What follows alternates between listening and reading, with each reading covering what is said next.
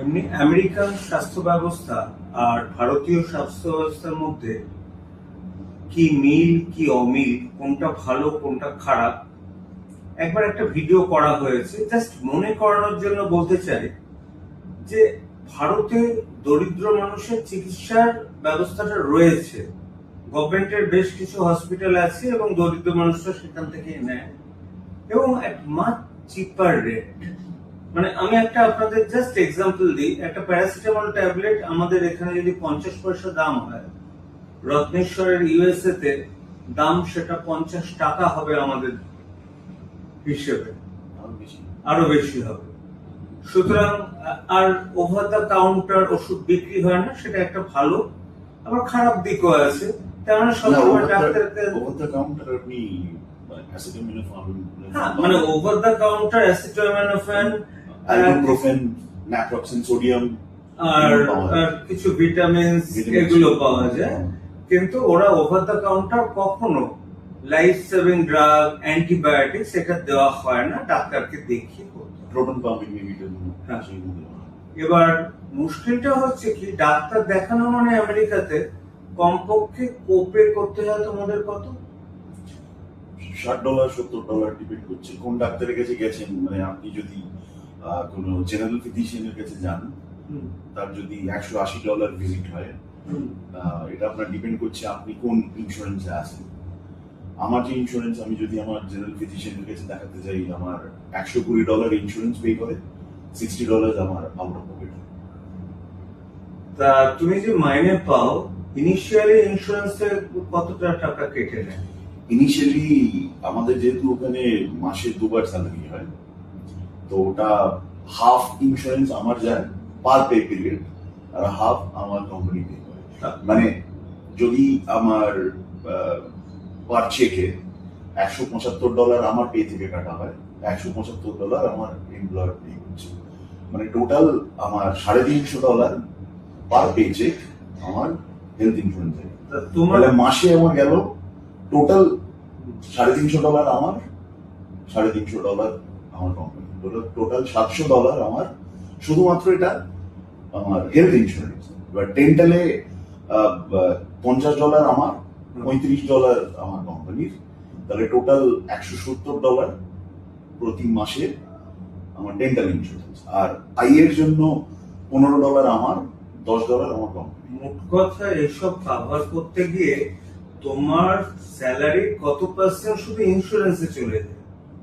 ভালো অংশ যায়, সেটা আমি বলবো না কত অংশ যায়, এটা না, ভালো অংশ যায়, তার সাথে তোমার ট্যাক্স সবকিছু দিতে হচ্ছে। হ্যাঁ, সব দিতে হচ্ছে।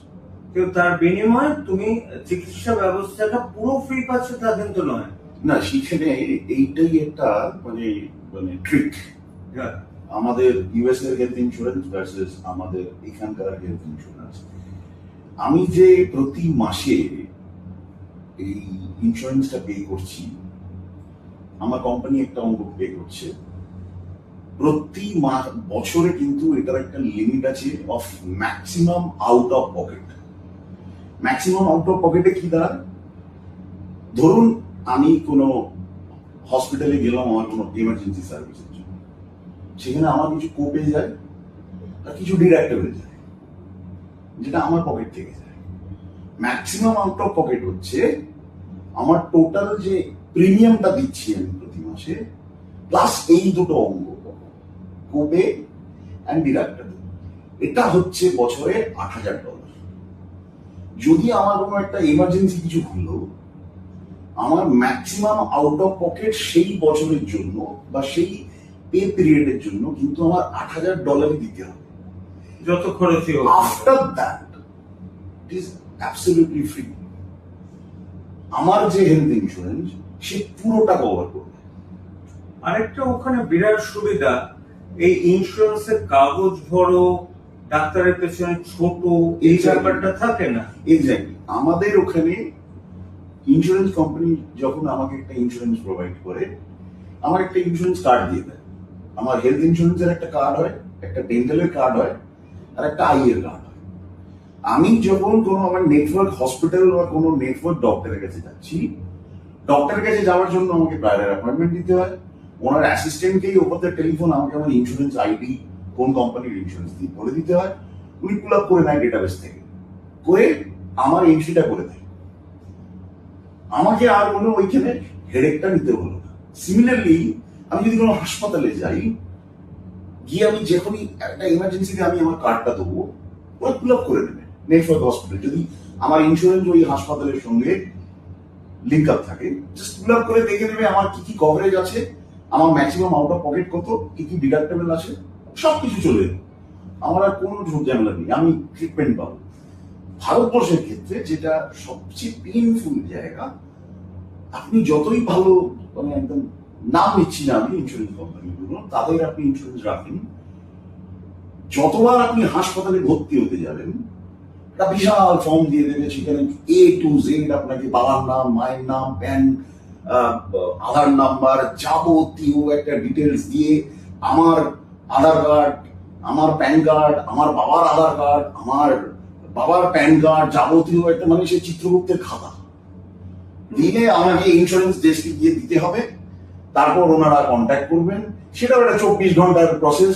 আমাকে আবার ইন্স্যুরেন্সে ফোন করে জানাতে হবে টিপিএ কে, দাদা আমার একটা এখানে এই আমার বাবা ভর্তি হয়েছে, বা XYZ কেউ ভর্তি হয়েছে, বা আমি ভর্তি হয়েছি। অনেক ক্ষেত্রে যাদের কেউ থাকে না তাদেরকে নিজেকেই ফোন করতে হয়, আমি ভর্তি হয়েছি, দয়া করে আমার এটা করে দিন। এই প্রসেসটা কিন্তু আমেরিকাতে একেবারে নেই, যেটা আমাদের এখানে একটা খুব পেইনফুল প্রসেস। কেন আপনি জানেন আমার মা ক্যান্সারে আক্রান্ত হয়েছিল 2016 থেকে 2019, আমার মা টোটাল 38 খানা কেমোথেরাপি নিয়েছিল, হাসপাতালের নাম আমি বলছি না। এই যতবার আমার মায়ের কেমোথেরাপি হয়েছে, আমাকে তার 3 দিন আগে গিয়ে হাসপাতালে সমস্ত ফিল আপ করে গিয়ে, জেরক্স করে, স্টেবল করে গিয়ে ইন্স্যুরেন্স টেস্টে দিতে হয়েছে। তারপর আমার কাছে একটা মেসেজ এসছে, তোমার আমি এই অ্যাপ্লিকেশন রিসিভ করেছি, এত টাকা অ্যাপ্রুভাল হয়েছে। এবার যত টাকা অ্যাপ্রুভাল হয়নি সেটা আমাকে আবার হাসপাতালে গিয়ে পেমেন্ট করতে হবে কেমোথেরাপি। ওখানে কিন্তু হাসপাতালে এই ব্যাপারটা নেই। আপনার যদি ইন্স্যুরেন্স থাকে, আপনার যে কোপে সব অনলাইনে আপনার কাছে চলে আসবে এবং বাই মেল আসবে। আপনাকে সেটা অনলাইনে পেমেন্ট করতে পারেন, বা আপনি ফিজিক্যালি গিয়ে পেমেন্ট করতে পারেন। আমার মনে হয় ভারতবর্ষ এটা ইমপ্লিমেন্ট করা কোনো ডিফিকাল্ট না, কারণ আমাদেরও একটা কার্ড থাকে, কার্ডের ডিটেলস কিন্তু এন্ট্রি থাকে, শুধু কোঅর্ডিনেশনের অভাব। এটা একটা সুতরাং এই সাধারণ ব্যাপারটা কিন্তু ভারতবর্ষ মেটাতে পারবে। আদারওয়াইজ আমি কিন্তু ভারতীয় চিকিৎসা ব্যবস্থাকে বেটার বলবো।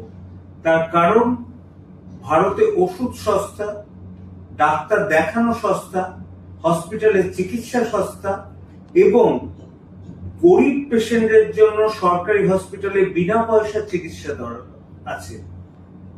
মানে খুব সিম্পল স্ট্যাটিস্টিক্স ওয়াইজ ভারতবর্ষ এখন ফার্মা কোম্পানিতে কিন্তু বেশ কয়েকটা দেশের মধ্যেই রয়েছে।